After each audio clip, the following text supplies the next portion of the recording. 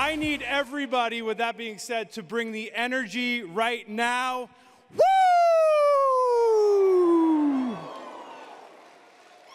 All right. So I'm honored to be sharing with you today what I like to call the art of the possible. How I knew that I could help 1,000 families in a year. 2019, came to the annual convention in Vegas, having not sold anything, and I got crazy obsessed around how to figure this out and not only succeed, but how would I thrive. I helped 700 families in 11 months that year, and then at the following convention, the idea of helping 1,000 families was laid out on the table. My first thought was, why not?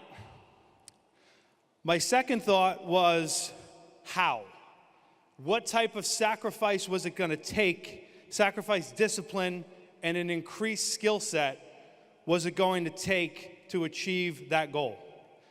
Now, all three of those things went hand in hand, but I knew the sacrifice and discipline were the things I could most control, and most people can. The increased skill set, however, was going to be what took me over the top. Now, this amazing event is going to motivate a lot of you, as it should, but I want you to remember this statement and write it down.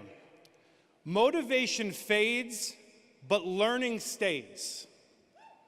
So with that being said, my focus today is on helping you increase your skill set and what I like to call being a closer.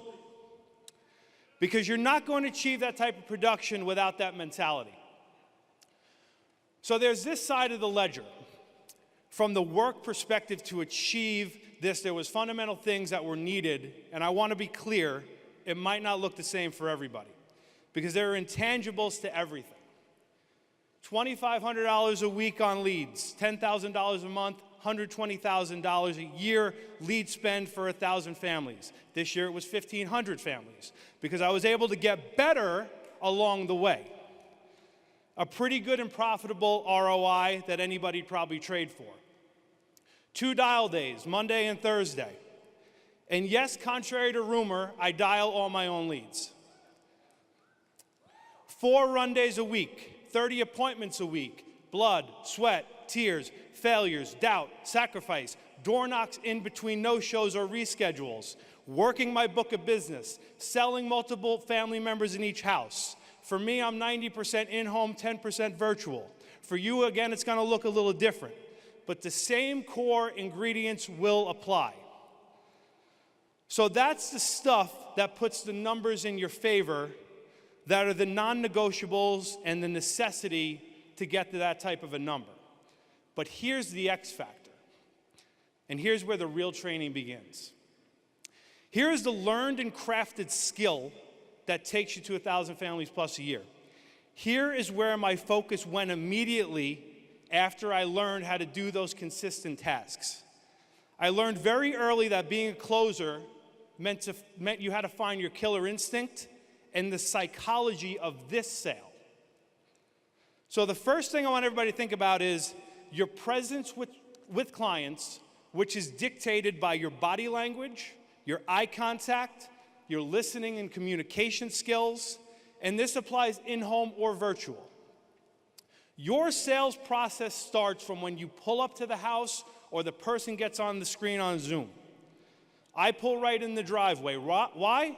Because I'm important to your financial future and I belong here. I walk in and I give you a strong handshake and I connect with you with eye contact, a smile, showing you I'm both friendly, but I mean business. I immediately start asking questions like, how long have you lived here? Where are you from originally? What do you do for work? I only ask questions that are important to my end goal, which is closing you. I find a table or wherever it is that we're going to be able to take care of business without asking permission. I sit down and communicate who I am, what I do, that I'm licensed in 50 states. I work with just about every insurance carrier in the state. I'm showing instant credibility by telling you this is my career, I take it seriously, and I do it well. I pull out my iPad and folder with my financial inventory to show this is a meeting. where business is about to be conducted. Now, here's the thing that takes it over the top that makes you a closer. Truly understanding what we sell. We sell, write this down, financial protection against death, illness, and economic catastrophe. We don't sell toasters. Now, when you hear that, it sounds as serious as a heart attack, right? That's because it is. Here is what we don't sell. A quote. No quote has ever made me $1. Here is where the closer embraces uncomfortability and what takes a sale to death, illness, and economic catastrophe.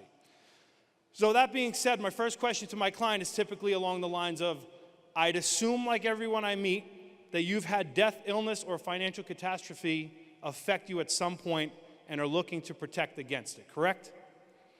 That's followed by direct, piercing eye contact. And I'm glad I'm here because fixing those problems in an affordable way is my specialty. This is when the digging starts. Do you have an example of when one of those scenarios, Mary, happened to you? If the answer is yes, then you usually are given the story of the spouse who passed away, the family member that got cancer and couldn't work, and any of the things that have been lost financially by that client. Was the client's wife left destitute? And what you need to then do in that situation is you have to hone in on that. Doesn't sound comfortable, but that's where you hone in. And that's when you listen. Now here is the last thing. When it's time to close, and we've went through the budget and the numbers have been shown and options have been talked through, you need to take them right back to death, illness, and financial catastrophe. If you died tomorrow, what would this look like for your family? If you got a major illness, if the market crashed and you retired, what does it look like? Direct eye contact when you say it. Makes it real. Which of these options would then best fit in your budget to protect your family against those things, Mary? The client should hear death or illness out of your mouth multiple times throughout that appointment. Then it's fill out the application. The second they backtrack about banking, social, I need, to trust you more, whatever it is, you go right back. Death, illness, financial catastrophe. And typically the reason that happens is because you didn't start the appointment there. You waited till the end and then you talked about it.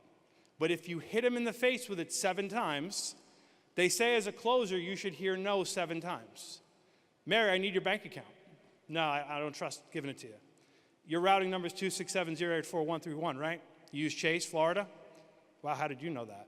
Because I do this all day long and I'm credible. So again, remembering, write this down, death, illness, and economic catastrophe. And I'm going to leave you with this. You can be a quoter or you can be a closer. Choose wisely.